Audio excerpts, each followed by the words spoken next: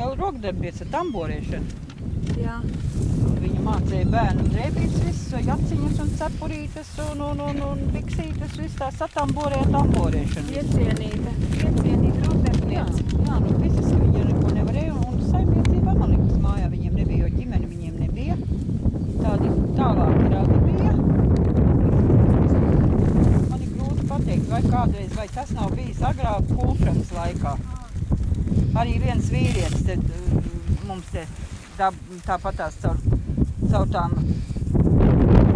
kulšanas laikā ielaiž tumuli iekšā roku, laižot iekšā kūliņus vai bērni viņai nebija, tie saka, ka tālāk nebija. Tā māja bija saimniecība otrā galā paši dzīvoja. Ja un jāsaka par dzīvniekiem, vai viņiem nebija vai nebija. No ar vienu roku, ko viņi slaukt nevarēja, ja arī bija kāda loma, tad tos viss jau tas vīrs sakopa visu. Ja labāk mums ir iespieda rāmīt kādu,